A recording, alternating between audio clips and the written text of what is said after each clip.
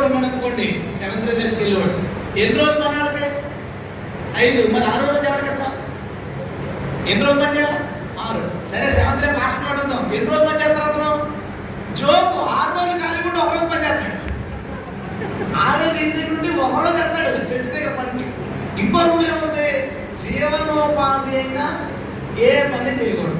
Seventh day ఒక 20,000 జీతం అవుతుంది అనుకోండి, ఎందుకు చెప్తాను జీతం? శనివారం నాడు వెళ్ళి వాక్యం చెప్తాను. అంటే జీవనోపాధి అయిన పని ఏ రోజు చేస్తాడైనా? విశ్రాంతి రోజున. రూల్ ఏంటి? జీవనోపాధి అయినా ఏ పని చేయకూడదు. క్రయ విక్రయాలు చేయకూడదు. శనివారం నాడు మటన్ కొంటాడు, దానికి ఏమో గోంగూర కొంటాడు, దానికి ఇంకా మిగతా పెట్రోల్ కొంటాడు, ఏమో బస్ టికెట్ కొంటారు. ఆ రోజు క్రయ విక్రయాలు చేయకూడదు. ఈ లెక్కల సబ్బాతులు ఎవరన్నా విశ్రాంతిని పాటిస్తారా అంటే చెప్పండి, పాటించలేదు. మనం ఇందాక మాట అనుకున్నాం, మనం ఒక రోజు ధర్మశాస్త్రంలోకి వచ్చామంటే, ధర్మశాస్త్రంలో ఉన్నవాడు ఎవడైనా విశ్రాంతి దినం మేరడం చూస్తే ఏం చేయాలో తెలుసా? గుర్తుందా మీకు?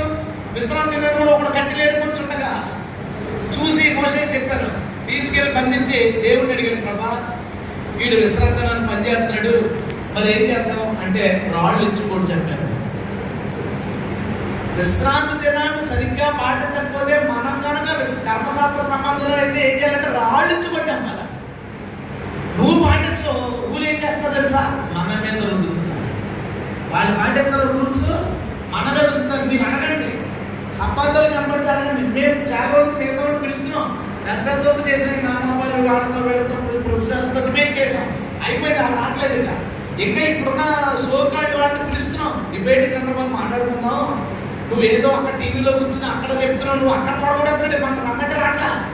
మీరు అడగండి, సభా చర్చకి వెళ్ళే వాళ్ళని అడగండి. విశ్రాంతి దినం గురించి ఆజ్ఞ చెప్తారు 104 సార్లు. కొత్త నిబంధన అంతట్లో ఒక్కసారి కూడా విశ్రాంతి దినాన్ని పాటించమని లేదు. దాంతో పాటు మాట ఉంది, విశ్రాంతి దినము ఛాయ. ఆ ఛాయ యొక్క నిజ స్వరూపం ఎవరండి? మరి ధర్మశాస్త్రాన్ని క్రైస్తవుడు పాటించచ్చా అంటే, ఒకసారి యోహాను శిష్యుడు యేసుక్రీస్తు దగ్గరికి వచ్చారు. యోహాను దేన్ని పాటిస్తున్నాడు? ధర్మశాస్త్రాన్ని పాటించాడు. ఎందుకంటే ఇంకా కొత్త నిబంధన రాలే. యోహాను శిష్యులు వచ్చి, మేము తరచూ ఉపవాసాలు ఉన్నాం, ఎందుకంటే ధర్మశాస్త్రాన్ని పాటించే వాళ్ళు ప్రతి గురువారం ఫాస్టింగ్ ఉంటారు, థర్స్డే ఫాస్టింగ్ ఉంటారు జ్యూస్. మేము తరచూ ఉపవాసం ఉన్నాం, మీ శిష్యులు ఎందుకు ఉపవాసం ఉండట్లేదు అని అడిగారు యేసుక్రీస్తు. యేసుక్రీస్తు ఏం చెప్పాడో తెలుసా? కొత్త తిత్తుల్లో పాత ద్రాక్ష రసం, పాత తిత్తుల్లో కొత్త ద్రాక్ష రసం వేయకూడదు, వేసిన ఎడల తిత్తులు పగిలిపోను అన్నాడు. సంబంధం ఏంటి దీనికి దానికి?